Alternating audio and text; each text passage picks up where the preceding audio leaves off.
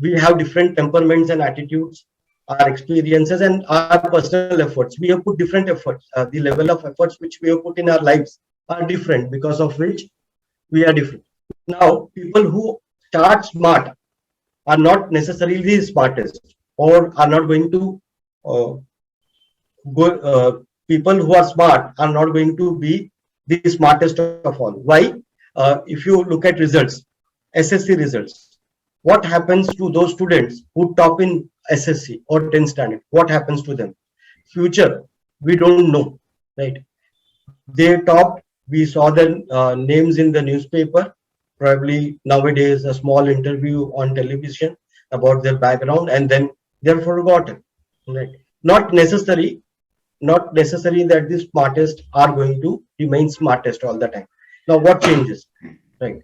So it is the mindset, fixed mindset, and the growth mindset. Fixed mindset limits a person. It is a limiting belief, whereas growth mindset gives people freedom. Right. Fixed mindset believes that intelligence is static, IQ is static. Growth mindset believes that intelligence can be developed. Because we have fixed mindset, we know either I am intelligent or I am not intelligent. So I will focus on trying to show myself as an intelligent guy. But for growth mindset, he doesn't have to prove himself. He shows more desire to learn and grow, because he knows that if he is lacking on something, he can definitely learn and grow. Right. So a fixed mindset will create an urgency to prove himself again and again. So he will try to prove himself all the time that he is intelligent. However, growth mindset person would never try to show his smartness. Right? He doesn't have to validate. He doesn't have to get validation from others that okay, you are smart. Fixed mindset, because talent is inherent, so either it is there or it is not there. Very difficult for him to accept failures. However, for a growth mindset person, failure is an opportunity to learn and grow. He will learn from the failures and come back and bounce back. Right. For fixed mindset person, if you don't succeed at one attempt, means you don't have it, you should give up. Growth mindset says risks and efforts are the two things through which we will come to know our inadequacies or our weaknesses. So fixed mindset, because either you have talent or if you don't have talent, right? So if you have talent, then you don't have to put efforts, right? If you have talent, then you don't have to put efforts. So they would fear challenges. However, a person with a growth mindset believes that learning can give him success. So can I say one thing? Yeah. So Sir, if you are talking about mindset and fixed mindset. If we will talk about growth mindset, then in both mindset we have to put efforts to do something. Like we can see that well-known not people. really. See, there is a difference. Okay, If sir. you believe that the talent is inborn, right? Hmm. So you Hmm. have the talent, so you don't have Hmm. to work that hard, right? Huh. But if growth mindset person believes that even if you have talent, you still have to work hard, While right? A diamond learning will not lots of be, things. yeah, Huh. diamond is not born a diamond, right? You have to Yes, sir. cut it and shape Hmm. it, right? Hmm. Gold is Hmm. not born as an ornament, right? You have to Hmm. melt it, heat it, Hmm. shape it, and then it becomes a golden ornament which everybody would like Hmm. and purchase it, right? It becomes invaluable, right? Okay. Okay. So my request is park questions so that I will be able to answer in the end. I'm sure you will have those answers during the session, right? Okay, sir. So so interesting thing is when a person with a fixed mindset takes a feedback, he just wants to listen what he is saying in terms of मैं अच्छा हूँ, am I good or am bad. However, a growth mindset person would look at the feedback from the perspective of learning. So what he is saying, where am I lacking? If there is some area where I can improve, I would look at those areas, right? So fixed mindset basically, if you can see, are non-learners, and growth mindset are learners. Now, most of you have joined this session on your own. Tells you that you have somewhere that kind of growth mindset. You believe that you can learn something, right, and you can grow.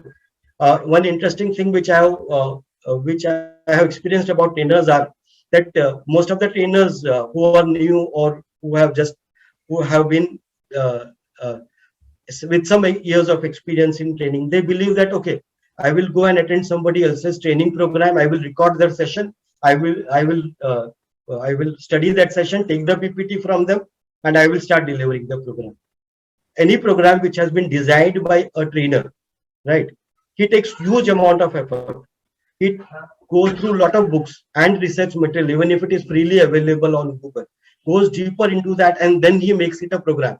So it's like saying that if I go to a five-star hotel, say Grand Hyatt, and have paneer tikka there, after having paneer tikka, I will be able to make it on my own at my house.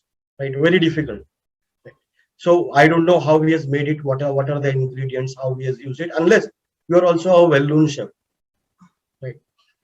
Similarly, when we talk about training programs or any learning modules, it comes after a lot of research and hard work. So you have to understand what is deeper behind that, right? And then you will be able to deliver those programs. Otherwise, what will happen? Participant, somebody would ask the question and then it is not in the syllabus and you are caught off guard. Right. Now we spoke about mindset, uh, fixed mindset and growth mindset. So my fixed mindset are generally learners. Fixed mindset are non-learners. Growth mindset are learners. They believe that even if a person has a talent, he needs to really work hard. Right. I will give you one example of Sachin Tendulkar. When Sachin Tendulkar was in Indian team, every team in the world which plays cricket, around 12 countries play cricket.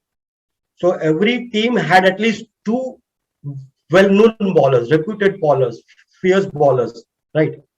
So if you look at Australia, McGrath, right, Shane Warne, even Gillespie, then even Brett Lee, they all had some great bowlers. If you look at New Zealand that time, if I remember it right, Shane Warne was there.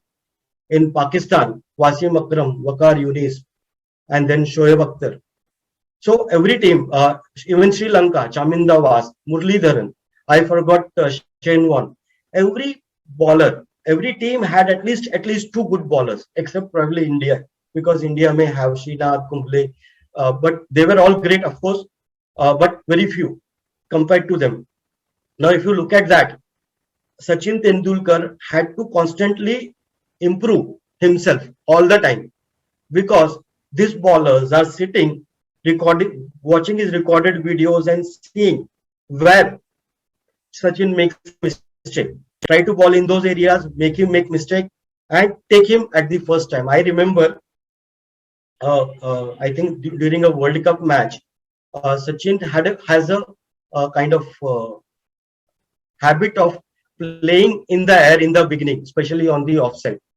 So he had kept a fielder specifically to catch Tendulkar when he plays a cover drive or something like that. And in eagerness, this fielder, Pakistani fielder, walked too closely, and the ball went above his head. So the bowler came and told him that you just dropped the World Cup, right? So they are continuously looking for your weaknesses, and in that scenario, if Sachin Tendulkar had scored 100 centuries, it means really lots of, because every country had at least two good bowlers, great bowlers.